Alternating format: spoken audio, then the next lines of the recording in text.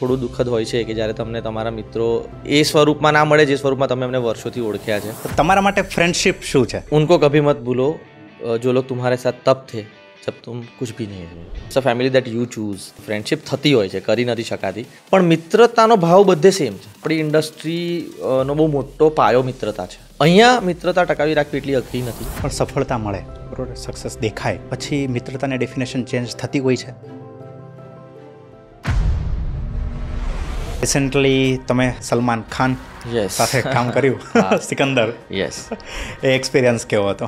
One of the best experiences of my life. મારા જેટલા દિવસો મેં લગભગ 12 દિવસ શૂટ કરી ફિલ્મ, એમાંથી 8-9 દિવસ I was with Salman Khan. અને સરનો મૂડ ફોર્ચ્યુનેટલી એ દિવસોમાં સારો હતો. સો બહુ મસ્તી કરી, એમને ગીતો ગાતા સાંભળ્યા જૂના અને કંઈક મસ્તી ચાલતી હોય ને he was in good mood. કે હાઉ એક્શન હેપન્સ એકચ્યુઅલમાં, આટલા ગ્રાન્ડ લેવલની એક્શન સિક્વન્સ કઈ રીતે શૂટ થાય, Salman Khan as an actor કઈ રીતે પ્રોસેસ કરે છે. કદાચ મને કોઈ મળ્યું હોત તો મને એવું કહેત કે તું રેવા, તું ના કર. મારો જેન્યુઅનલી કોઈ પ્લાન બી નથી. મને મારા કોન્ફિડન્સને ત્યારે ઠેસ વાગી હતી, કારણ કે બહુ નાનો હતો, બહુ નવો હતો અને કોઈ મેન્ટર નથી મારા ઇન્ડસ્ટ્રીમાં. બહુ અર્લી સ્ટેજમાં તમને જ્યારે સક્સેસ પછી તરત ડ્રોપ મળે ને તો it is very difficult to come back.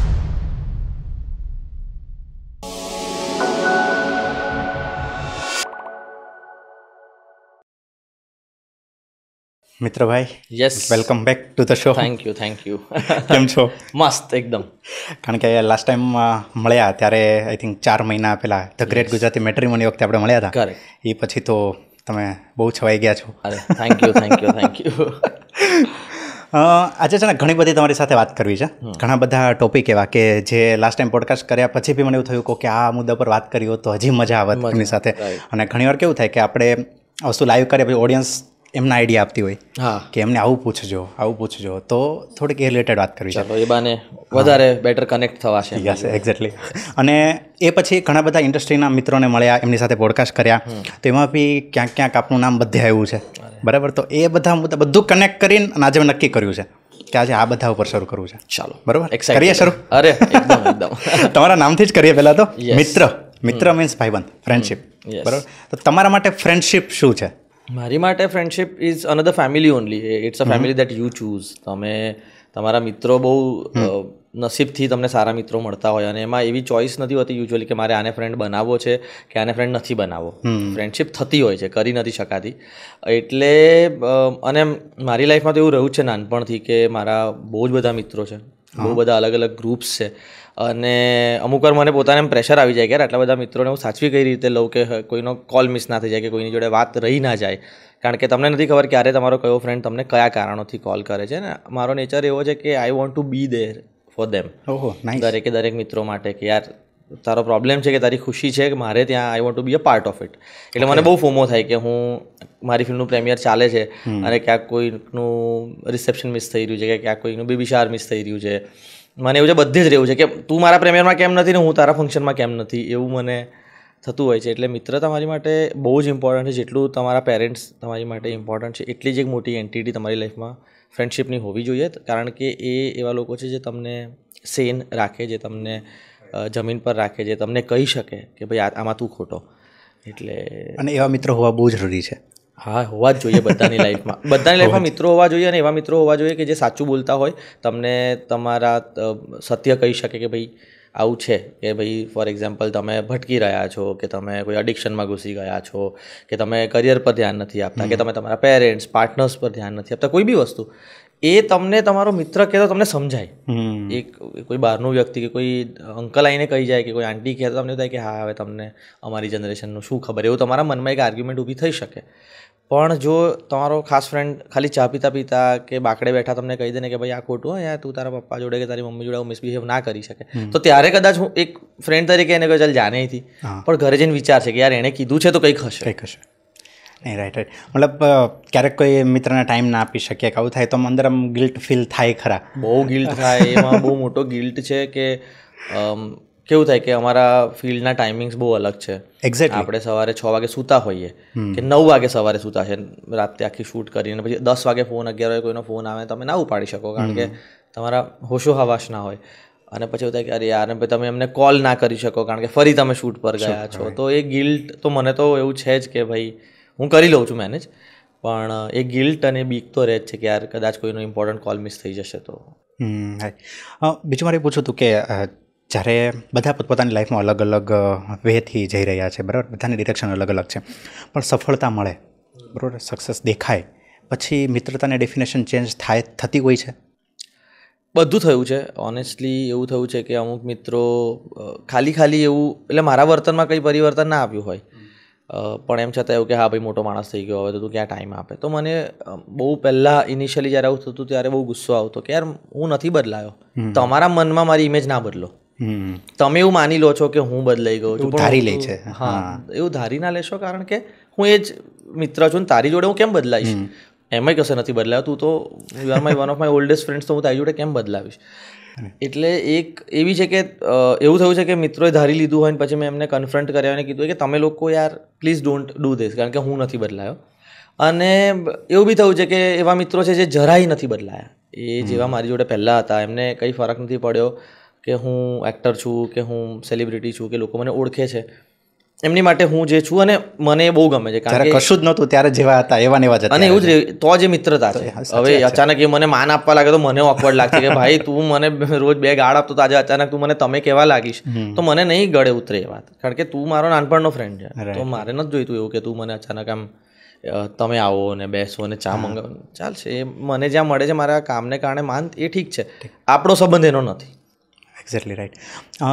છે ને એક તમે કદાચ આઈ થિંક જોયો હોય કે ન જો મને ખ્યાલ નરેન્દ્ર મોદી સાહેબનો એક પોડકાસ્ટ આવ્યો હતો નિખિલ કામત સાથે, બરાબર. તેમાં મોદી સાહેબ એક બહુ સરસ વાત કરે છે.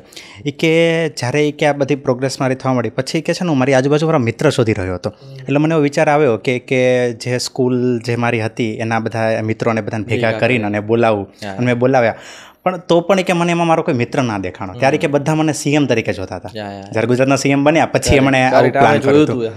એટલે એ દુઃખદ વાત તો છે, કારણ કે મેં કીધું ને કે તમારા મિત્રો પોતે મનમાં ધારીને તમને અલગ ટ્રીટ કરવા લાગે. જ્યારે તમે એઝ ઇટ ઇઝ છો, ઓફકોર્સ એમને ના ખબર હોય કે એ બી એવું એક્સપેક્ટ કરતા હોય કે કદાચ જો આને એવી આદત પડી ગઈ હોય તો આપણે સેફ રહીએ, એ બી એવા થોટથી આવતા હોય. એમાં બી એમનો બી વાંક નથી કે યાર ફોર એક્ઝામ્પલ હવે કોઈ સીએમ છે તો સીએમને હું ખભે થોડી મૂકી શકું એવું વિચારીને એમના મિત્રો આવે. એ રીતે મારા મિત્રોને ક્યારેક એવું થયું હતું, પણ fortunately he is a CM of the state. એટલે અહીંયા કેવું છે કે અહીંયા તો આપણે તો એક્ટર છીએ એટલે આપણી માટે એટલું અઘરું ક્યારેય થયું નથી.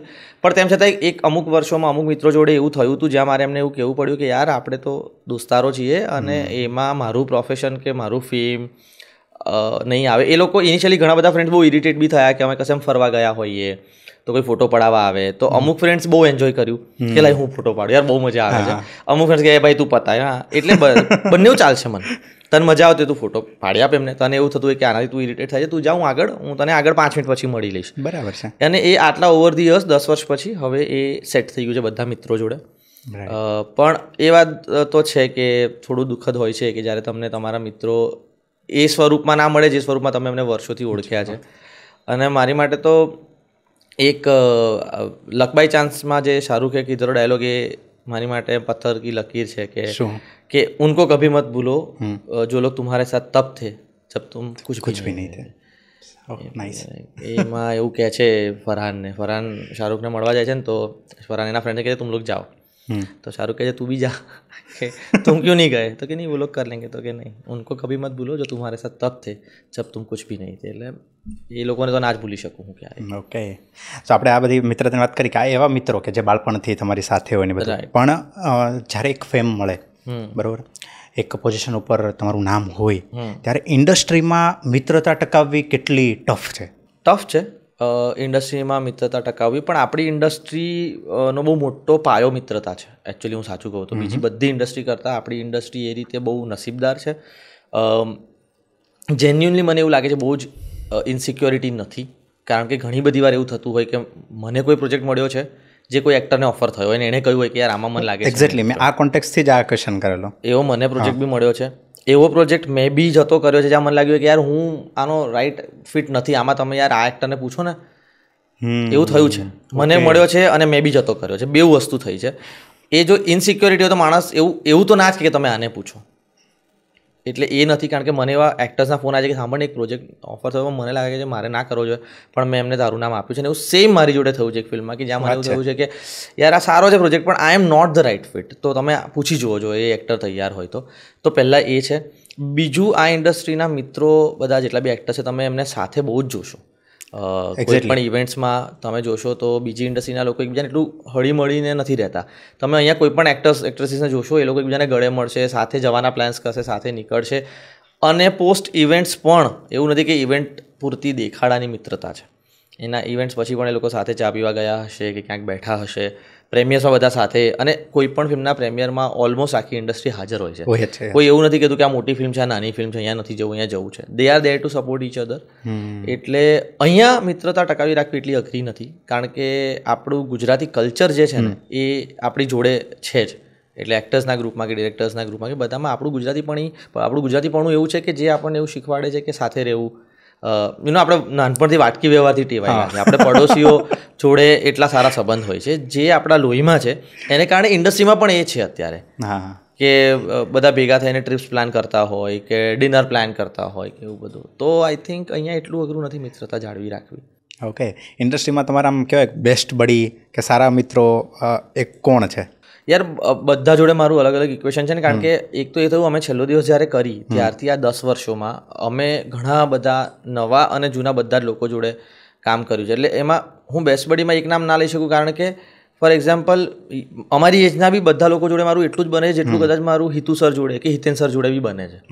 હવે હું એવું, હિતુ સર તો એકદમ યંગ જ છે. હિતુ સર એટલે હું તમને કહું છું કે હિતુ સર જોડે જ્યારે અમે 3 એક્કા કરતા હતા ત્યારે હું ને Hitu sir every day he will be searching for me. If I am there તો હું એમને શોધતો કે ક્યાં ગયા હિતુભાઈ. અમે કોઈ બી ગપ્પા જે હું યશ જોડે કે મલ્હાર જોડે કરું છું એ જ જાતની વાત હું હિતુ સર જોડે બી કરી શકું છું.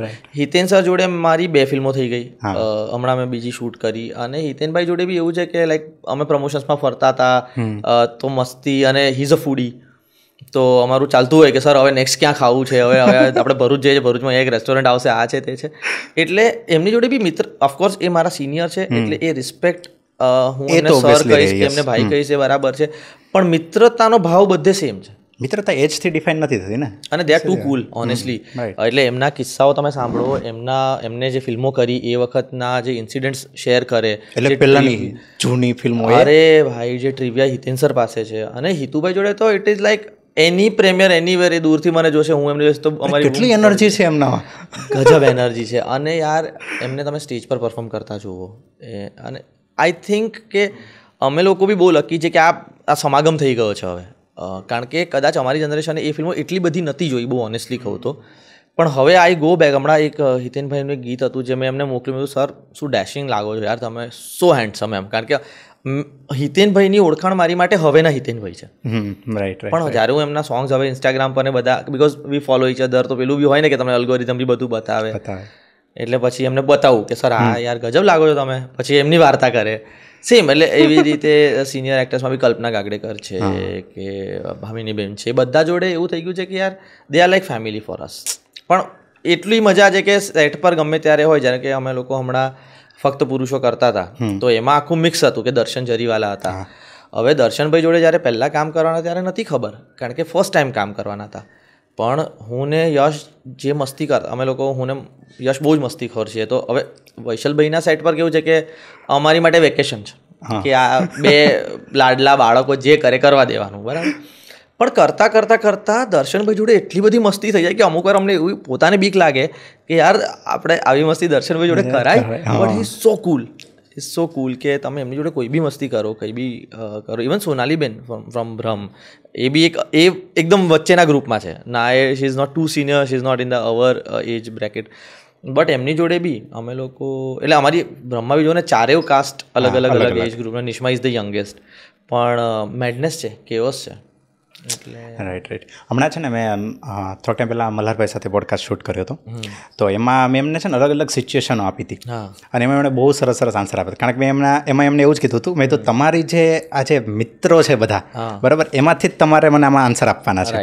અને મેં તો કોઈ એક્ટ્રેસ ના જોઈએ, એક્ટરોમાંથી આપવાના છે, બરાબર. એમાંથી એક તમારી એમણે સરસ વાત કરી હતી, બરાબર. એ હું તમને ક્લિપ બતાવું. અરે વાહ. મુંબઈમાં જ આપણે મુંબઈની આટલી બધી વાત કરી, બરાબર. મુંબઈમાં 2 વર્ષ તમારે રહેવાનું છે ને તમારે એક રૂમમેટ જોઈએ છે સાથે. વેરી ડિફિકલ્ટ, પણ મિત્ર મિત્ર ગુડ રૂમ પાર્ટનર, ગુડ કો એક્ટર, મજા આવે એની જોડે. નહીં ખરેખર અમે લોકોએ યાર મુંબઈમાં એકચ્યુઅલી મેં અને મલ્હારે બહુ જલસા કર્યા છે. એમણે બધી વાત કરી હતી. હા એટલે અને અમે લોકો તો તમે માનશો નહીં, આ તો મુંબઈની વાત થઈ. જ્યારે અમે લગન સ્પેશિયલ શૂટ કરતા હતા ત્યારે હું મલ્હાર એક રૂમમાં રહ્યા હતા. એટલે ઓફકોર્સ એ પ્રોડક્શનમાં તો બધી પ્રોવિઝન હતું જ કે ભાઈ અહીંયા તમારી હોટલ્સ છે, અહીંયા વિલા છે, આ છે, તમે અહીંયા રહી શકો. અને પછી ધીમે ધીમે શૂટ ચાલુ થયું અને અમે લોકો અહીંયા મહેસાણા પાસે શૂટ કરતા હતા. તો જે વિલા હતો ને એમાં હું ને મલ્હાર સાથે રહેવા લાગ્યા. અને પછી અમે તો કે યાર સાથે જ રહીએ, કારણ કે બોમ્બેમાં જ્યારે હું બોરીવલી રહેતો હતો, કાંદીવલી રહેતો હતો, ત્યારે ઘણીવાર એવું થાય કે હું મલ્હારના ઘરે જતો રહું સાંજે 7-8 વાગે ડિનર વિનર કરવા, અને પછી અમે લોકો જમવાનું બી બનાવીએ. અને એ ત્યારથી ગજબ કોફી બનાવે છે મલ્હાર. આજની તારીખમાં મલ્હારની કોફી બહુ ફેમસ છે ઇન્ડસ્ટ્રીમાં. તમે એના ઘર પાસે શૂટ કરતા હો ને એને ખબર પડે તો કોફી આવી જ જાય એના ઘરેથી, એવો એનો નેચર બી છે. એટલે ત્યારથી અને અમે લોકો બધા જ કોમન ઇન્ટરેસ્ટવાળા, એક્ટિંગમાં, પોએટ્રીમાં. તો રાત્રે બેસીએ, પોએટ્રીના બધા વિડીયોઝ જોઈએ, લખીએ, વાંચન કરીએ. એટલે અને ઓલમોસ્ટ રૂમમેટ જેવું બોમ્બેમાં રહ્યા જ છીએ. પછી કટ્ટુ લગન સ્પેશિયલ આટલા વર્ષો પછી અમે કરી, લગભગ બોમ્બેના ટાઈમના 10 વર્ષ પછી, ઓલમોસ્ટ 2013-14માં બોમ્બેમાં સાથે રહેતા હતા. 22માં કે 23 પહેલા. હા, અમે જૂના ફ્રેન્ડ્સ છીએ, અમે છેલ્લો દિવસ પહેલાના ફ્રેન્ડ્સ છીએ. અમે લોકો સાથે એકચ્યુઅલી હું મુંબઈ ગયો અને મારું પહેલું નાટક મારે કરવું ત્યારે મલ્હારને જ કોલ કરેલો મેં. અને મલ્હાર ઓનલી ટુક મી કે ભાઈ હું એક પ્લે કરું, ચાલ આપણે હું તને સરને મળાવી દઉં. તો એ મારા પહેલા પ્લે માટે બી મલ્હાર લઈ ગયો. અને છેલ્લો દિવસમાં મારું કાસ્ટિંગ થઈ ગયું અને ત્યારે આઈ વોઝ વેઇટિંગ કે ભાઈ આ વિકીડાના રોલમાં મલ્હાર લોક થવાનો છે. એટલે મલ્હારનું ઓલમોસ્ટ કન્ફર્મ થઈ ગયું હતું, બટ ફાઇનલ કોલ બાકી હતો. એટલે અમે એવરી ડે વાત કરતા કે યાર બસ જો તારું થઈ જાય, કારણ કે હું અમદાવાદમાં કોઈ નહોતો ઓળખતો. ઓકે. અને એ અમદાવાદથી હતો. એટલે મેં કીધું જો આ વિકીમાં જો મલ્હાર લોક થઈ ગયો, એટલે ઓલમોસ્ટ થઈ ગયું હતું પણ કન્ફર્મેશન નહોતું આવ્યું. અને મારું આવી ગયું હતું કન્ફર્મેશન.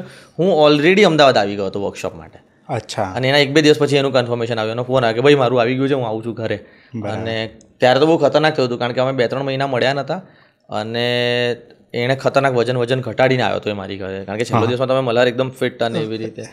એટલે આઈ થિંક જો મને બી ચાન્સ મળે, અમને એવો કોઈ ચાન્સ મળે તો બહુ મજા કરીશું, અમે લોકો સાથે રહીશું. એટલે મેં એમને એક્ઝેક્ટ પૂછ્યું કે એક રૂમ પાર્ટનર છે, 2 વર્ષ તમારે એમની સાથે જ રહેવાનું છે, મિત્ર. હા, કારણ કે અમારી હેબિટ્સ બી બહુ સરખી છે. અને એની જોડે રહો તો તમે વધારે સુધરો જ, કારણ કે એકદમ ડાયો છોકરો છે. ના એ તો છે. અને હમણાં તમે વાત કરી કે ઘણા બધા તમારા કોમન ઇન્ટરેસ્ટ છે, બરાબર. એમાંથી હમણાં મને એક નવો ઇન્ટરેસ્ટ બી તમારો જાણવા મળ્યો છે કે બધાએ PS5 લીધું છે. મારું PS5 મારી પાસે ઓકે, મને ગેમિંગમાં છે ને બહુ પહેલાં ઇન્ટરેસ્ટ હતો. I think when I was in school, તો મારી પાસે બહુ યંગ એજમાં પપ્પાએ મને વિડીયો ગેમ લઈ આપી હતી. ઓકે. ત્યારે કોઈની પાસે નથી, ત્યારે મારી પાસે વિડીયો ગેમ હતી, પેલી મારિયો અને બધી જે આવતી હતી. ઓકે. અને પછી ધીમે ધીમે ગેમિંગમાંથી ઇન્ટરેસ્ટ ઉડી ગયો. હવે મારી આજુબાજુ બધા એવા છે, તો તત્સદ મુનશી પાસે હમણાં PS5 આવ્યું, તો એ દિવસ વાત ચાલતી હતી, તો એણે મને એનું PS4 ગિફ્ટ કરી દીધું. અચ્છા. એટલે હું તો કહું છું ને, નસીબદાર જ છું ભાઈબંધોના મામલામાં, કે હું એકલો રહું છું.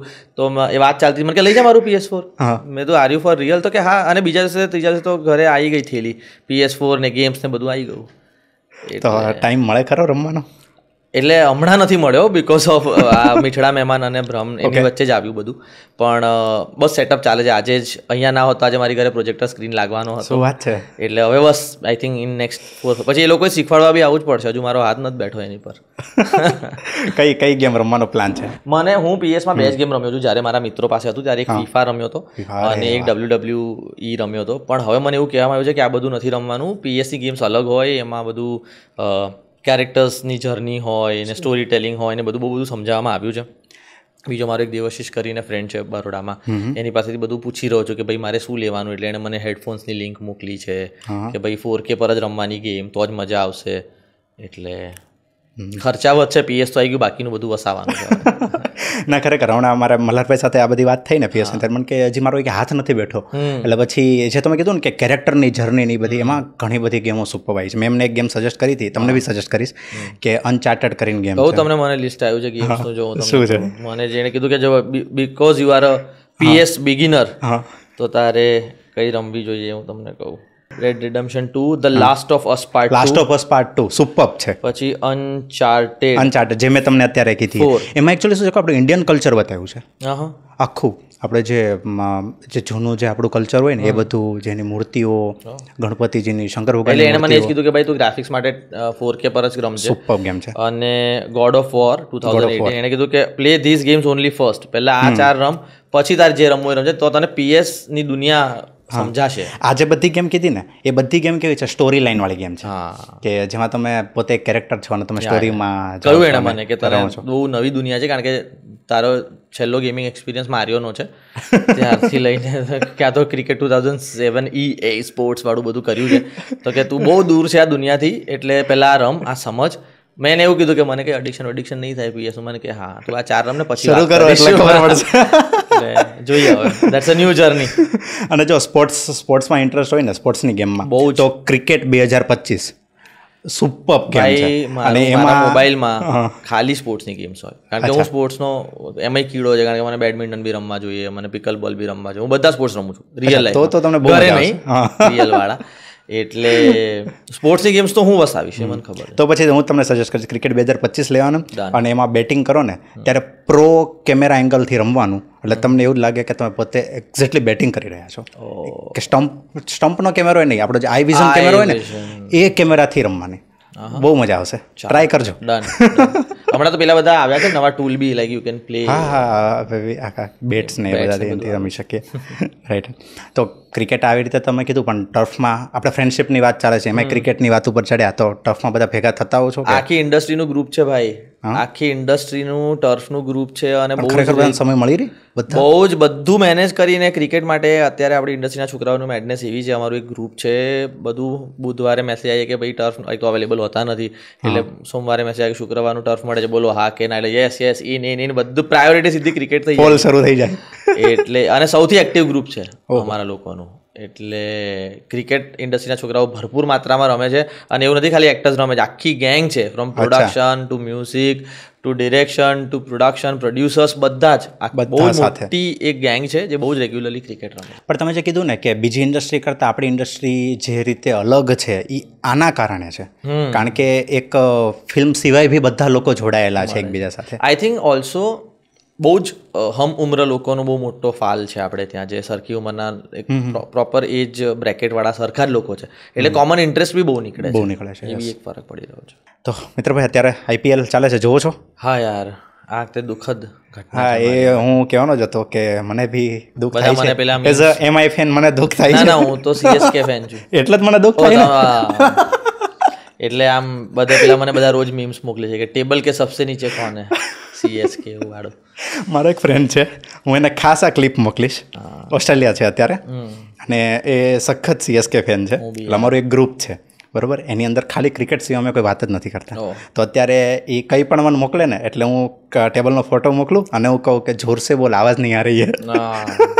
એવું મારી જોડે બી થઈ રહ્યું છે, કારણ કે હું તો મેજર ધોની ફેન છું, પ્લસ CSK ફેન, અને આ વખતે તો ભૂકા બોલાઈ જાય બધા ભેગા મળીને, એટલે હવે હું ખાલી IPL પૂરતું IPL જોઉં છું, જોઈ લે. તો બી આ વખતે ઓછું જોવાયું છે, એટલે બહુ દુઃખ નથી. એમ પેલું આખો ઇન્વેસ્ટેડ હોઉં છું અમુક વાર, કારણ કે જો કંઈ શૂટ વૂટ ના હોય, હમણાં તો રિલીઝ હતું તો બહુ બિઝી હતો, તો બહુ બધી મેચીસ મિસ થઈ ગઈ. પણ જો આખો ઇન્વેસ્ટેડ હોઉં ને CSK સરખું ના રમે ને, તો પછી સાંજે રાતે 11 વાગ્યા પછી મને કોઈ મળશો નહીં વાળો મૂડું થઈ જાય. હમણાં આજે લાસ્ટ એક આપણે ગુજરાતની RRની મેચ હતી, એમાં વૈભવ સૂર્યવંશી તો સુપર બેટિંગ કરી છે એણે. મેં એટલે એ મેચ નથી જોઈ, પછી હાઇલાઇટ જોઈ, કારણ કે મને બહુ, પણ એ મેચ જ હાઇલાઇટ જેવી હતી. હા, મેચ જ હાઇલાઇટ જેવી હતી, એ બી મને કહ્યું બધા. પણ યાર એ લાઈવ એ છોકરાને, કારણ કે તમને ખબર છે કે એને સેન્ચુરી મારી દીધી, પછી જોવો અને કે લાઈવ સેન્ચુરી અચીવ કરતા જોવો, કારણ કે એક તો બધાની ગુડ વાઇબ્સ તો હોય જ જોડાયેલી કે યાર આટલો 14 વર્ષનો છોકરો આજે આવું કરી રહ્યો છે. પહેલી મેચમાં મને તો લાગતું તું મારી જ દેશે સેન્ચુરી, પણ જોરદાર યાર, અને આવો ટેલેન્ટ આપણને મળી રહ્યો છે. 14 વર્ષનો છોકરો.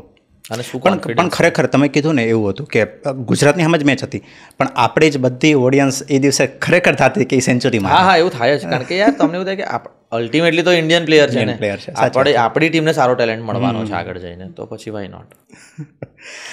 મારે તમે જે ધોનીનું નામ લીધું, તમારે પૂછવું છે કે વાય ધોની?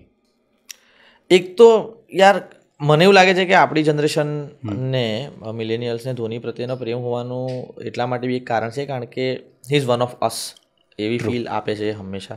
પેલા બધા રીઝન્સ તો છે જ કે કેપ્ટન કુલ ને આ તે બધું મસ્ત પર્સનાલિટી છે, ને ગજબ સ્ટમ્પિંગ કરે છે, ને ચીતે કી સ્પીડ, બાજ કી નજર, એ બધું તો છે જ, એમાં સવાલ જ નથી.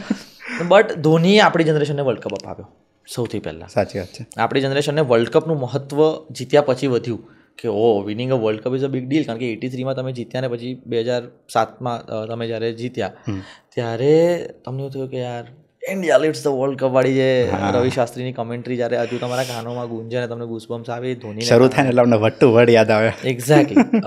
અને ઓવર ધી યર્સ જે તે ટીમ ઇન્ડિયાને બિલ્ડ કરવામાં આવી અને કેટલા બધા, એટલે હું એવું નામ લઉં તો કોહલી બી was at one point of time under Dhoni. ભલે king Kohli, I love him as much, પણ એવા કેટલા બધા ટેલેન્ટ એની અંદરથી નીકળ્યા છે અને they equally love and respect him. Politics ને આ તે બધું તો બધી ફિલ્ડમાં હોય, અલગ વાત છે, જે બધી વાતો થતી જ હોય છે. બટ એટલા માટે બી કે એક ટીમ, ઇન્ડિયન ટીમનો જે આખું આમ માહોલ બન્યો રિપ્રેઝેન્ટ, કે આપણે ઘુસકે મારેંગે વાળી જે વાત હતી, એ ધોનીમાં એ એટીટ્યુડ હતો. લીડરશિપમાં એ I think I always use to love Ganguly as much. એવું નહોતું કે as a fan of cricket મને ગાંગુલી એઝ અ કેપ્ટન અને અગ્રેશન બહુ ગમતું હતું, પણ એ અગ્રેશન ચેનલાઇઝ ધોનીએ બેટર કર્યું વિથ ધ ટીમ.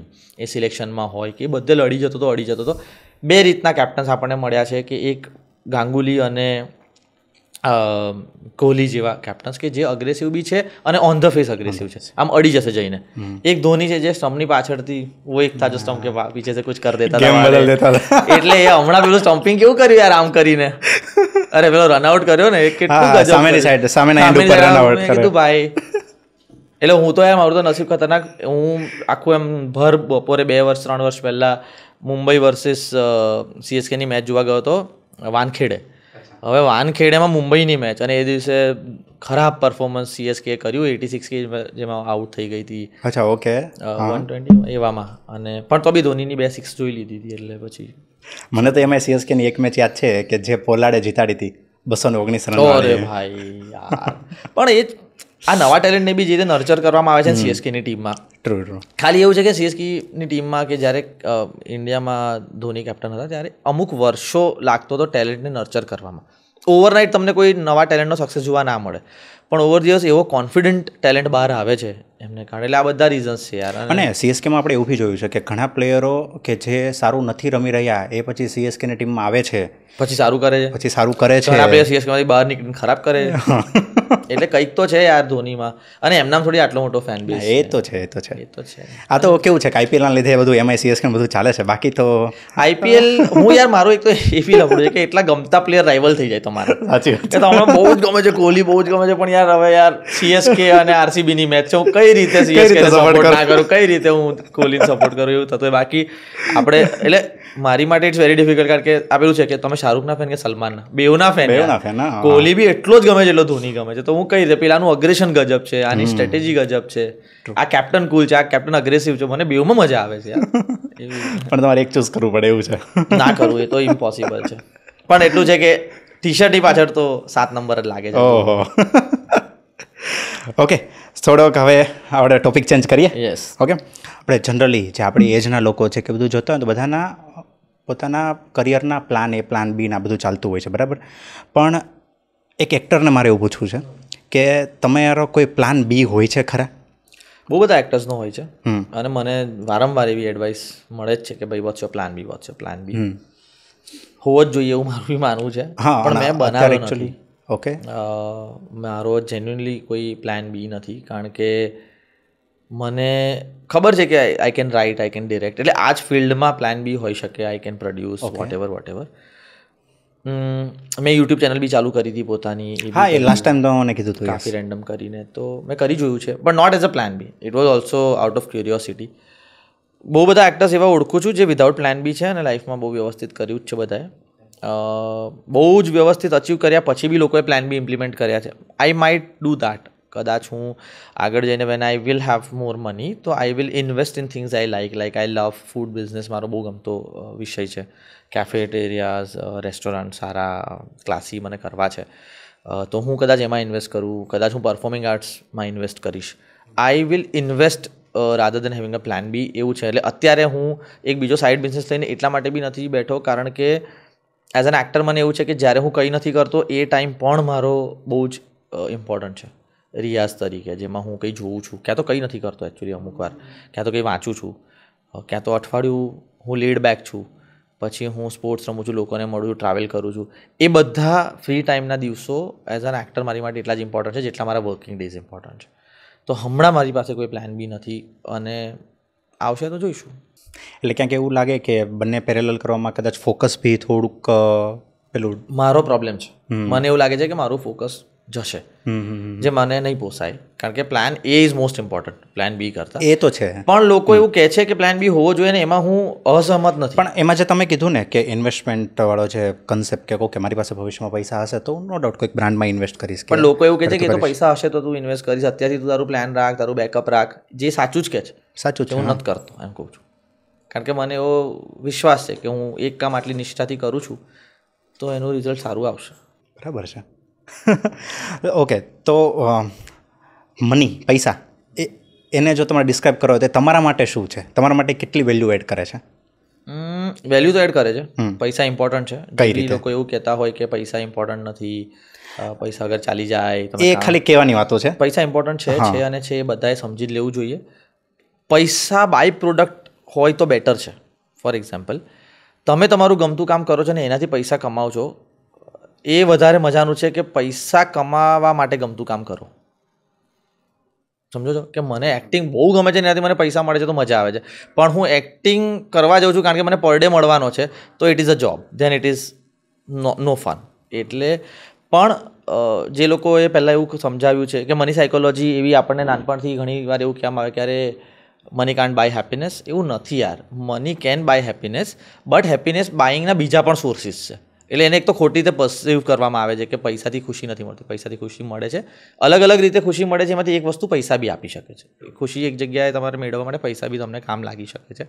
પ્લસ તમારે જ્યારે ઘર ચલાવવાનું હોય, જ્યારે તમારી પાસે મગજમાં બેક ઓફ ધ માઇન્ડ એવું ટેન્શન નહીં હોય કે આવતા મહિને કે આવતા વર્ષ સુધીની મારી પાસે હું સિક્યોર છું ફાઇનાન્શિયલી, કે નેક્સ્ટ 5 વર્ષ મારી પાસે કામ નહીં હોય તો પણ હું ફાઇનાન્શિયલી સિક્યોર છું, એવું ટેન્શન ના હોવું જોઈએ. સિક્યોર હોવા જોઈએ તો તમે લાઈફ એન્જોય કરી શકશો. સો that's why money is important, કે તમને બેક ઓફ ધ માઇન્ડ એવું કોઈ ટેન્શન નથી કે ભાઈ મારી પાસે પૈસા નથી, કે મારે પૈસા કમાવા પડશે એનું ટેન્શન નહીં હોય ને, ત્યારે લાઈફ થોડી તો ઇઝી ગોઈંગ થઈ જશે. કોઈ પણ મેડિકલ કન્ડિશન આવશે તમને એવું નહીં થાય કે હવે શું, પૈસા જે પહેલાં પૈસાનો પ્રોબ્લેમ સોલ્વ થઈ ગયો, મેડિકલ તો હું સોલ્વ નહીં કરી શકું ને, એ તો ડૉક્ટર્સ કરશે, પણ મારી પાસે પૈસા જ નહીં હોય તો ડૉક્ટર્સ બી નહીં હેલ્પ કરી શકે. સો એ દરેક વસ્તુ માટે you should have money. Okay, તો સેવિંગ માટે તમે શું પ્લાન કરતા હો છો? મારા બેઝિક પ્લાન્સ છે પહેલેથી. I am into SIP. I have tried share બજાર અને એ થોડું ઘણું, પણ એમાં મને બહુ સમજ નથી, કારણ કે સમજ કરતાં વધારે સમય આપવો પડે એને, એ ડેડિકેટેડલી કામ કરવું પડે. ટ્રેડિંગ નહીં, પણ એ મને બહુ લોંગ ટર્મ ઇન્વેસ્ટમેન્ટ કરેલા છે. SWP કરીને બી એક વસ્તુ છે, સિસ્ટમેટિક વિડ્રોવલ પ્લાન, જે મારો ગમતો વિષય, એટલે મને એમાં મજા પડી હતી તો મેં એમાં ઇન્વેસ્ટ કર્યા છે. આઈ want two invest in property, but હજુ વાર છે ને, આઈ થિંક નેક્સ્ટ 1-2 વર્ષમાં I will get in two that. Okay, તમે હમણાં વાતમાં એક વાત કરી કે પર ડે, તો મારે એવું છે કે એક્ટર્સ જે છે એમને પર ડે મળતા હોય પૈસા, કે કોઈ પ્રોજેક્ટ બેઝ ઉપર હોય, કે બંને રીતે હોય છે? ડિપેન્ડ કરે. એટલે લીડિંગ એક્ટર્સ જે છે આઈ થિંક એ બધા તો પેકેજ પર જ કામ કરે છે. મેં કોઈ દિવસ પર ડે પર કામ નથી કર્યું.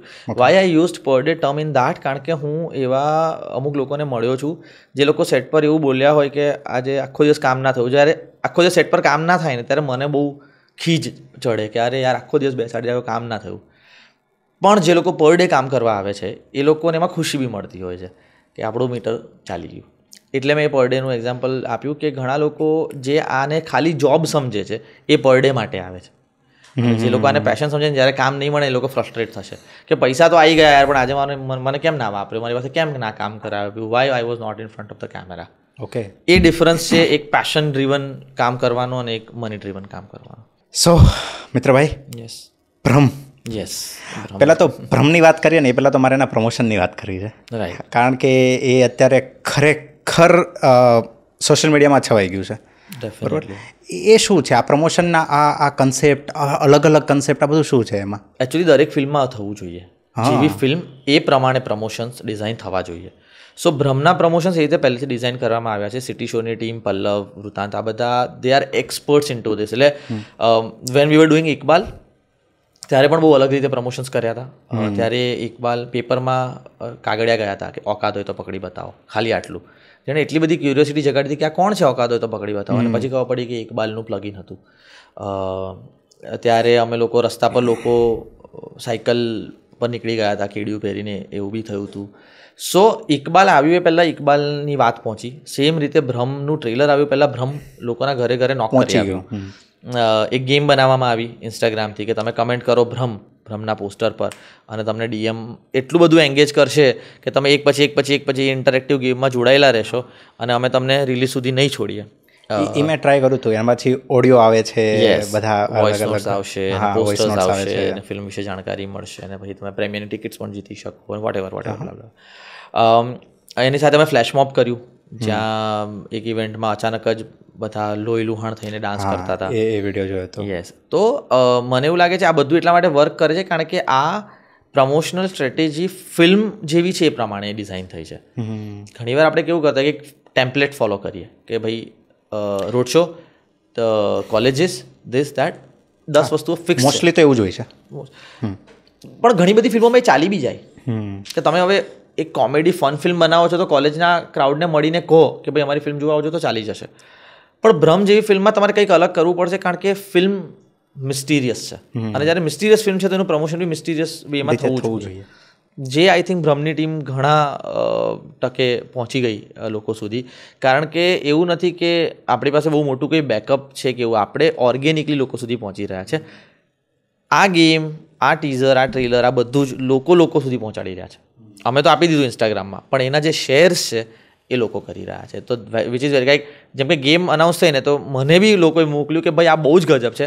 મારા કાકા, પપ્પા, ફ્રેન્ડ્સ બધા દેવર સો એક્સાઇટેડ, કારણ કે બધાએ કમેન્ટ મેં જોઈ અને પછી એક કમેન્ટથી એમના ડીએમ સુધી એ ગેમ ગઈ અને અત્યારે આ ટ્રેલર બી અમારું જે આવ્યું એ આજે લોકો સુધી બહુ ક્વિકલી પહોંચી ગયું છે. આમ લોન્ચ કર્યું અને ધડાધડ કમેન્ટ્સ. ઓફકોર્સ પહેલાં તો પ્રાઇમરીલી ટ્રેલર સારું હોવું જ જોઈએ, જે છે, પણ ટ્રેલર સારું હોવા સાથે સાથે લોકો ઓલરેડી બીકોઝ ફિલ્મ જોડે જોડાયેલા હતા આટલા દિવસથી, જે છેલ્લા 2 અઠવાડિયાની મહેનત હતી એ ટ્રેલરને ફળી રહી છે અત્યારે. સાચી વાત છે. એમાં પ્રમોશનમાં હું એક ખાસ મેન્શન કરીશ કે કોઈ ઇવેન્ટ્સની અંદર જે પેલી સ્ક્રીન હતી મોશન વાળી આખી સ્ક્રીન, એ બી બહુ મોશન વાળી સુપર આઈડિયા હતો કે તમે નજીક જાઓ અને તમારા શેપમાં. હા, અમે કોન્સેપ્ટની આજુબાજુ જ રહ્યા છે. આ જે બી કર્યું કે લોકોને કોન્સ્ટન્ટલી કોઈને કોઈ જાતના ભ્રમમાં રાખવા, એ બી એક ભ્રમ જ છે ને, એક ભ્રમ જ છે. ઇટ્સ અ ટેકનોલોજી, બટ તમને ભ્રમિત કરે. ટેકનોલોજીનો એક ભ્રમ છે.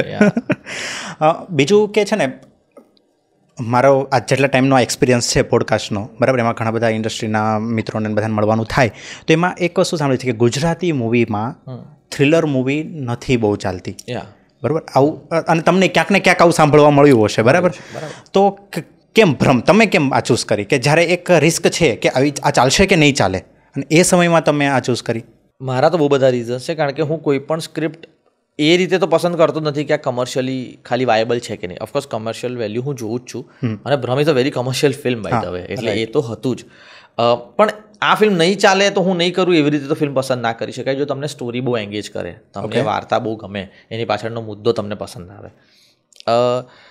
થ્રિલર ફિલ્મ્સમાં આઈ થિંક વશ ઇઝ વન ફિલ્મ જે લોકોને બહુ જ પસંદ પડી છે ખરેખર, અને મારી બહુ ગમતી ફિલ્મ છે વશ. એટલે વશ અને રાડો બેઉ મને થ્રિલરની કેટેગરીમાં, એટલે એક એક્શન ફિલ્મની કેટેગરીમાં આવે, એક થ્રિલર. અને જો તમે ભ્રમને જુઓ તો એને તમે થ્રિલર પણ કહી શકો, સાયકોલોજીકલ મર્ડર મિસ્ટ્રી પણ કહી શકો, એ ઘણા બધા અલગ અલગ ટ્રુપ્સમાં આવશે. તો મેં જ્યારે પહેલી વાર ભ્રમની વાર્તા સાંભળી ત્યારે મને થયું કે બોસ 100% આપણે આવું કંઈ નથી કર્યું, પહેલી વાત. બીજી વાત, નરેશન દરમિયાન 2-2.5 કલાકના નરેશનમાં મને પાણી પીવાની બી ઈચ્છા નથી થઈ કે આગળ બોલો.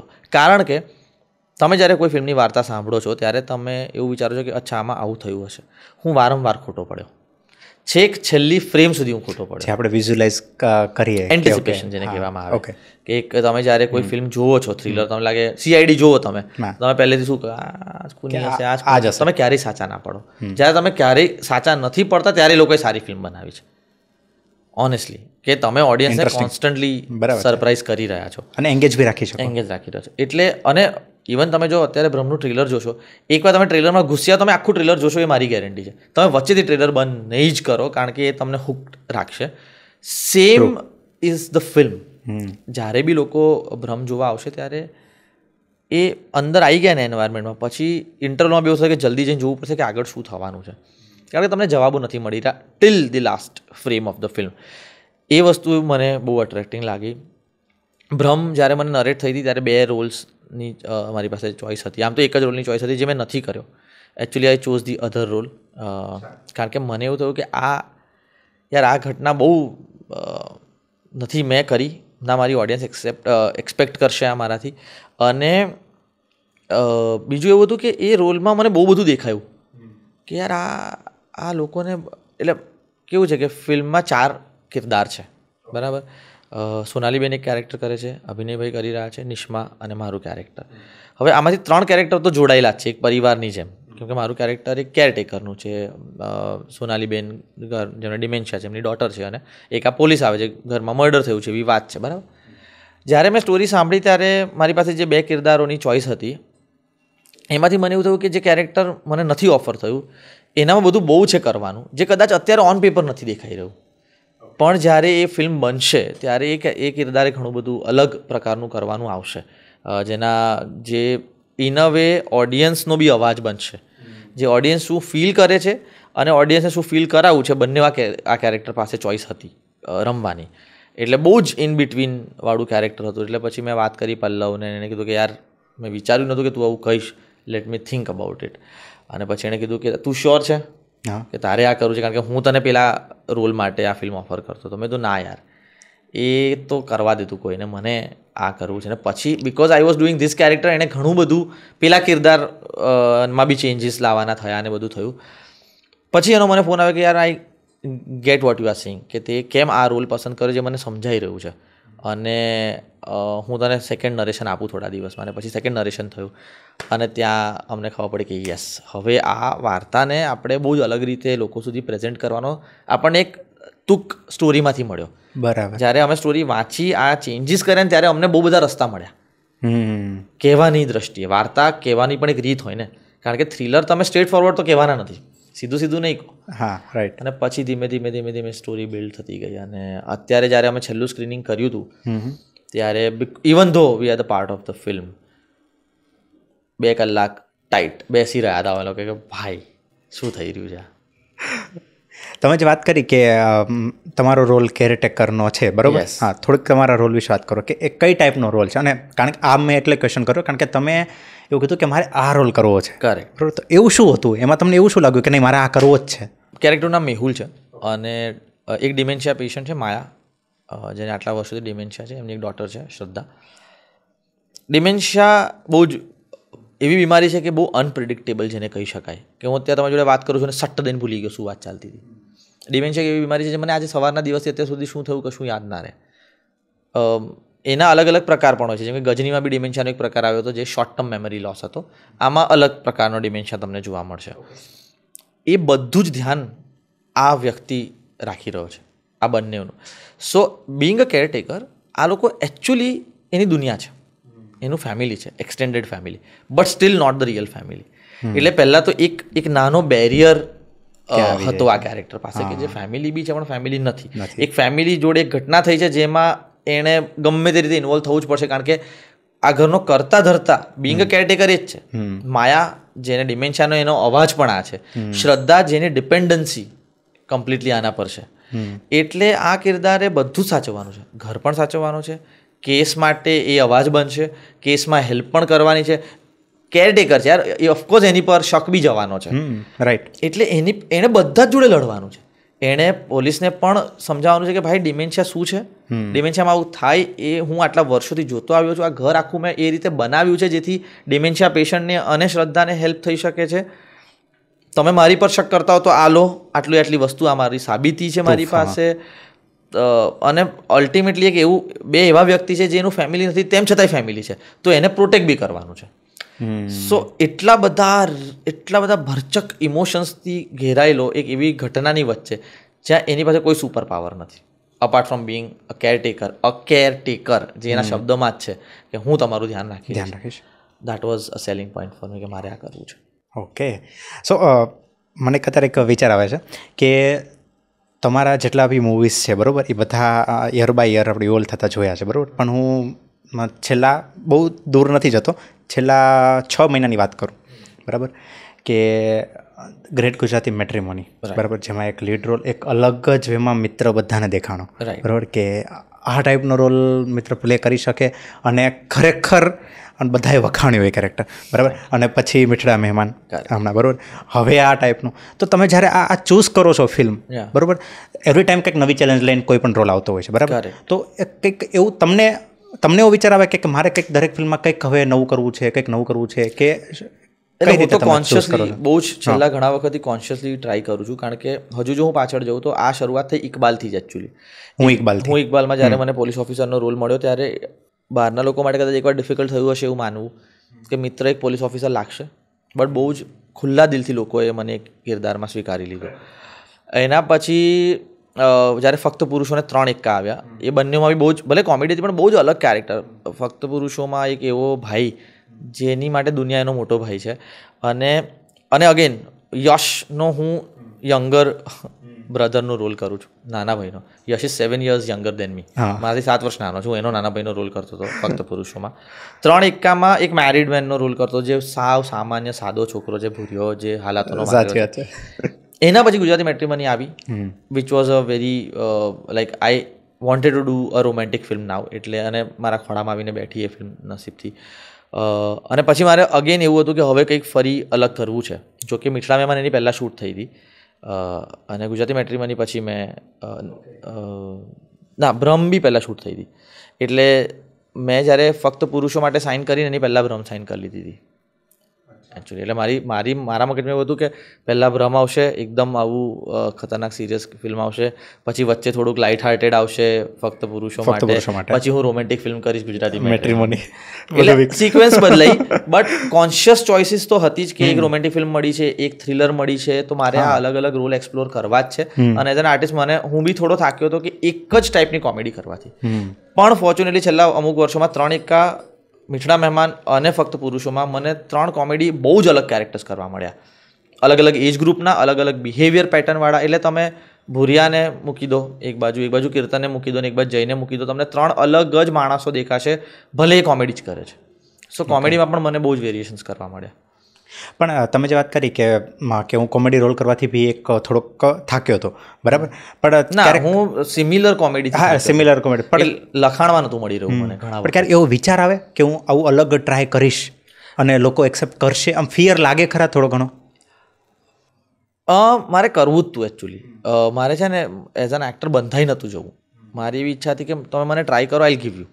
તમે મને આપી દો રમન રાઘવ જેવી સાયકો ડ્રામા, તો બી હું કરી લઈશ. તમે મને રોમેન્ટિક ટ્રાય કરો. And then Preet came into the picture. Preet સરને જ્યારે હું મળ્યો ગુજરાતી મેટ્રીમની વખતે, ત્યારે એમણે મને ફિલ્મ ઓફર કરીને મેં કીધું યાર આ તો હાર્ડ કોર રોમેન્ટિક ફિલ્મ છે, તમે મને કેમ જુઓ છો આમાં? તો પ્રીતે મને જ કીધું કે આઈ નો યુ એઝ એન એક્ટર, અને દેટ ઇઝ અ ફેક્ટ કે એઝ એન એક્ટર તમે બધું જ કરી શકો છો. એ કોઈક ડિરેક્ટરે વિઝન લઈને આવવું જોઈએ. જ્યારે પલ્લવ મારી પાસે ઇકબાલ લઈને આવ્યો ત્યારે એનું વિઝન હતું કે મને પોલીસ ઓફિસરના રોલમાં જોઈશ. પલ્લવ જ્યારે મારી પાસે ભ્રમ લઈને આવ્યો ત્યારે એની પાસે વિઝન હતું કે હું એને આ રોલમાં જોઉં છું. આવી રીતનું બહુ જ અલગ કેરેક્ટર છે, તમે ભ્રમ જોશો એટલે સમજાશે. એવી જ રીતે પ્રીત જ્યારે મારી પાસે આવ્યો ત્યારે પ્રીત હેડ વિઝન કે મારી માટે આ વર્ક કરે છે, he is a boy next door, એટલો જ રોમેન્ટિક હોઈ શકે ને હું બતાવીશ, અને એણે બતાવ્યું કરીને. અને ઓડિયન્સ તો યાર જેન્યુઅનલી ગ્રેટ છે કે એ આ બધા જ રોલમાં મને એક્સેપ્ટ કરે છે. આજે જયના કોમેડી રોલમાં મીઠડા મહેમાનનો એટલો જ પ્રેમ આપ્યો જેટલો મને ગુજરાતી મેટ્રીમનીમાં આપ્યો છે, અને મને વિશ્વાસ છે ભ્રમની બી આપશે, કારણ કે એમને મજા આવે છે. એટલે હવે ફિયર હટી ગયો છે, પહેલાં હતો બી થોડો ઘણો, હવે તો કદાચ હું વધારે એક્સપેરિમેન્ટ કરીશ. ના બરાબર છે, કારણ કે ઓડિયન્સે તમને એક્સેપ્ટ કર્યા છે અલગ અલગ રોલ પ્લે કરતા. હું તો બહુ જ લકી રહ્યો છું યાર, કારણ કે આ તો અત્યારની ફિલ્મોની વાત કરીએ, શું થયું હોય, છેલ્લો દિવસ હોય કે એની પહેલાંની દરેક ફિલ્મોમાં એ લોકોએ મને અઢળક પ્રેમ આપ્યો જ છે. એવું તો કોઈ ફિલ્મમાં એવું થયું કે આ ફિલ્મ આ નથી કરવા જેવી, કે એવું કંઈ કે આ એટલે જેવી ફિલ્મો કરી છે મેં મારી મરજીથી કરી છે, એટલે એ ફિલ્મોનો વાંક નથી, મારો જ વાંક છે જ્યાં એ ફિલ્મો વર્ક નથી કરી હોય, તો એ મારી સિલેક્શન હતી ને. એટલે હું નામ નહીં પૂછું, ના એટલે આઈ ઓન અપ ટુ ઇટ. પણ 2 ફિલ્મો એવી મને લાગી કે જે કદાચ મેં ના કરી હોત તો ચાલી જાત. એમાંથી એક છે દાવ થઈ ગયો યાર, જે મને એવું છે કે મેં ના કરી હોત તો વાંધો નતો, પણ ત્યારે હું બહુ નવો હતો, એક ફિલ્મ કરી હતી યાર, એટલે મને કોઈ સિલેક્શન. પણ આઈ થિંક એ બી જરૂરી નથી, એવું નથી લાગતું એક કરિયરને ઇવોલ્વ કરવા માટે, કે કોઈક આવી બહુ અર્લી સ્ટેજમાં તમને જ્યારે સક્સેસ પછી તરત ડ્રોપ મળે ને, તો it is very difficult to come back. એટલે ના મળ્યું તો મારા કોન્ફિડન્સને ઠેસ ના વાગી હોત. અર્લી યંગ એજમાં મારા કોન્ફિડન્સને ત્યારે ઠેસ વાગી હતી, કારણ કે બહુ નાનો હતો, બહુ નવો હતો, અને કોઈ મેન્ટર નથી મારા ઇન્ડસ્ટ્રીમાં. એટલે હવે તો દેર આર પીપલ જેમને હું પૂછી શકું છું, પણ ત્યારે હું બી બહુ નવો હતો, તો હું કોને પૂછું? એવું. અને હું બરોડા રહેતો હતો, બહુ અલૂફ હતો આ ઇન્ડસ્ટ્રીથી ત્યારે. હું બોમ્બે રહેતો હતો. એટલે હવે તો કેવું છે કે હું વૈશલભાઈ, કીડીભાઈ કે કોઈ બી પ્રીત, આ બધા ડિરેક્ટર્સ, એ બધાની હું એડવાઇસ લઈ શકું છું. કારણ કે આ 10 વર્ષોમાં એવી મિત્રતા એ ડિરેક્ટર જોડે, પ્રોડ્યુસર જોડે ને એક્ટર જોડે બી થઈ છે. ત્યારે બહુ જ નવો હતો, તો કદાચ મને કોઈ મળ્યું હોત તો મને એવું કહેત કે તું રેવા દે, દાવ થઈ ગયા, નથી સારી સ્ક્રિપ્ટ, તું ના કર. અને પછીની એક એવી સ્ક્રિપ્ટમાં કદાચ અફરાતફરી કહી શકું, પણ અફરાતફરીમાં બી એવું હતું કે સ્ક્રિપ્ટ બહુ મસ્ત હતી, એ એક્ઝિક્યુશનમાં માર ખાઈ ગઈ ફિલ્મ. પણ આ 2 ફિલ્મો મેં ના કરી હોત તો ચાલત, પણ અફસોસ તો નથી જ. ઓકે, અત્યારે આપણે મૂવીની જ વાત ચાલે છે, તો જ્યારે મૂવી રિલીઝ થવાની હોય, આપણે આઈ થિંક આપણે લાસ્ટ પોડકાસ્ટમાં બી આપણે વાત થઈ હતી કે મૂવી રિલીઝ થવાની હોય ત્યારે પ્રેશર ખરેખર અલગ હોય છે, બરાબર? કારણ કે એ વીક અને એ વીક પછી એને લોકો ફ્રાઈડે પછી એને કઈ રીતે લોકો એક્સેપ્ટ કરશે, બરાબર? તો એ બી એક, કારણ કે ઘણું બધું આપણે કહી ના શકીએ, બહાર તો સ્માઇલ જ રાખવાની છે, પણ અંદર એક પ્રેશર ફીલ થતું હોય કોન્સ્ટન્ટલી, બરાબર? તો આ સમયે જે ફિલ્મ ક્રિટિક્સ કરે છે, બરાબર, એમને તમે કયા એંગલે જુઓ છો? Critics are important according to me. મને એવું લાગે છે કે film critic is a part of the industry. Okay, પહેલાં તો એ હું બહુ જ ક્લિયર કરી દઉં. પણ કોણ ક્રિટિક કરી શકે એ નક્કી કઈ રીતે થશે? કારણ કે ઘણા film reviewers, at least in India and in Hollywood also, બહારની, ત્યાં એવા રિવ્યુઅર્સ છે જેમણે ફિલ્મ મેકિંગના કોર્સિસ કરેલા છે, જે ફિલ્મને સમજે છે, જે ડિરેક્શનની ભાષા, રાઇટિંગની ભાષા સમજે છે, અને ક્રિટિક કઈ રીતે કરવી ફિલ્મ એના કોર્સિસ કરીને આવ્યા છે. ઓકે, પછી એ લોકો ક્રિટિક્સ બન્યા છે. હવે યાર દરેક વ્યક્તિ જો ફિલ્મ ક્રિટિક બની જશે તો પછી યાર એક સામાન્ય માણસનો પર્સપેક્ટિવ રહેશે નહીં. એક સામાન્ય વ્યક્તિ જે રીતે ફિલ્મ જોવે અને ક્રિટિક જોયા ફરક તો હોવો જ જોઈએ. હું ઘણા બધા રિવ્યૂઝ એવા જોઉં છું જેમાં એ ફરક નથી વર્તાતો મને. અને ઓન ધ અધર સાઇડ હું એવા રિવ્યૂઝ ડેફિનેટલી જોઈ જ શકું છું કે જે લોકો જાણી જોઈને ખાલી ક્રિટિસિઝમ માટે રિવ્યૂ કરે છે. તમને ફિલ્મ નથી ગમતી? પરફેક્ટ, મને કારણ આપો. મને એટલે જે તમારો વ્યુઅર છે એને જણાવો કે ભાઈ આમાં ડિરેક્શનમાં આ ખામી હતી, આના પરફોર્મન્સમાં આ ખામી હતી, આ આવું થઈ શકતું હતું. ખાલી ફિલ્મ ખરાબ છે ને ફિલ્મ છે તો એ રિવ્યૂઝને હું એમાંય ગણકારવાનો નથી અને કોઈ ગણકારવા ના જોઈએ. પણ મને એવું છે કે ક્યાં તો કોઈકે ફિલ્મ સ્ટડીનો કોર્સ કરવો જોઈએ કે ફિલ્મને કઈ રીતે સ્ટડી કરવી. પછી જો તમે ક્રિટિક બનો ને તો તમને બી મજા આવશે અને ઓડિયન્સ તમારો રિસ્પેક્ટ કરશે. જો કે હું જોઉં છું કે દરેક ઇન્ડસ્ટ્રીમાં 100 ચેનલો છે જે ફિલ્મ રિવ્યૂ કરે છે ને એમાંથી 2 ચેનલોને રિસ્પેક્ટ મળે છે, કારણ કે એ લોકો જેન્યુઇન ફિલ્મ રિવ્યૂઝ ફિલ્મને સમજે છે. કારણ કે આપણા ડિરેક્ટર્સ ઘણું બધું મૂકીને જાય છે. મીઠડા મહેમાન હોય કે ગુજરાતી મેટ્રીમની, જો તમે ધ્યાનથી જોશો ને તો તમને ડિરેક્શન દેખાશે, મેટાફર્સ દેખાશે, ડેપ્થ દેખાશે કે શું કહેવા માંગે છે, બધું મળશે. પણ એ મેં બહુ બધા રિવ્યૂમાં જોયું કે એ બધી વાત જ નથી. આણે આવું કરી નાખ્યું ને આણે તેવું કરી નાખ્યું, એમાંથી બહાર ના આવ્યા ઘણા લોકો. બટ દેન અગેન એ એમની ચોઇસ છે, કદાચ એમને એમાંથી બિઝનેસ દેખાતો હશે. ઓકે, તો જ્યારે કોઈ આવા પ્રકારના ક્રિટિક્સ આવે છે, બરાબર, અથવા તો હું એવું બી કહું કે કોઈક પાસની જે તમારી ફિલ્મ છે, બરાબર, એ તમને લાગે કહું કે એના બોક્સ ઓફિસ પર સારું કામ નથી કરી શકી, બરાબર, તો આજે ધારો કે ક્યાંક અંશે કોઈક ફેઇલર જેવું કહી શકીએ, તો એને પછી તમે કઈ રીતે હેન્ડલ કરો છો? કોઈ ક્રિટિક કોઈ ફિલ્મને હિટ કે ફ્લોપ કરી નથી શકતી એવું મારું માનવું છે. ફિલ્મને હિટ કે ફ્લોપ ઓડિયન્સ કરે છે. એટલે જો ફિલ્મ નહીં ચાલી હોય તો ફિલ્મ નહીં સારી હોય એટલે નહીં ચાલી હોય, ક્યાં તો એનું માર્કેટિંગ સરખું નહીં થયું હોય, ક્યાં તો એ લોકો સુધી નહીં પહોંચી હોય એટલે. કારણ કે કેટલી બધી એવી ફિલ્મો હશે જેને અમુક ક્રિટિકના ગ્રુપે વખોડી નાખી હશે. એનિમલનું એક્ઝામ્પલ આપું. એનિમલને મોસ્ટલી ક્રિટિક્સ એવું કીધું કે યાર બહુ જ વાયલન્ટ છે ને બહુ સેક્સિસ્ટ ફિલ્મ છે ને બહુ જ ગંદી ફિલ્મ છે, પણ મેલ્ટેડ મની એન્ડ હાવ એટલો પૈસો એ ફિલ્મ કમાઈ છે. અને ઘણી સુંદર ફિલ્મોને બિચારા ક્રિટિક્સ કહીને ગયા કે પ્લીઝ જોવા જજો યાર, પ્લીઝ જોવા જજો, એને ઓડિયન્સ નથી મળી. એટલે ક્રિટિક્સના રિવ્યૂ પરથી ફિલ્મ જોવા જવું કે ના જવું એ ઓડિયન્સનો કોલ નથી. ઓડિયન્સ તો ટ્રેલર જોઈને જ નક્કી કરે છે કે મારે આ ફિલ્મ જોવી છે કે નહીં. ક્યાં તો માઉથ પબ્લિસિટી, કોઈ ફિલ્મને હિટ માઉથ પબ્લિસિટી જેટલું કરી શકે એટલું બીજું કોઈ ટૂલ નહીં કરે. મને મારો ફ્રેન્ડ આવીને કહે છે કે ભાઈ પિક્ચર જોઈ મજા આવી, હું જઈશ જ જોવા. ખરેખર હું બીજો દુનિયાનો કોઈ બી રિવ્યુઅર એવું કહે છે કે આ ફિલ્મ ના જોવાય, મને મારા દોસ્તારે કીધું ને એને મજા આવી એટલે હું જોવા જઈશ. એટલે mouth publicity is the biggest tool. Okay, મારું આ ક્વેશ્ચન પૂછવાનું એક રીઝન હતું, કારણ કે આ એક ક્વેશ્ચન એવો હતો કે મેં વિચારીને રાખ્યો હતો કે હું પૂછીશ.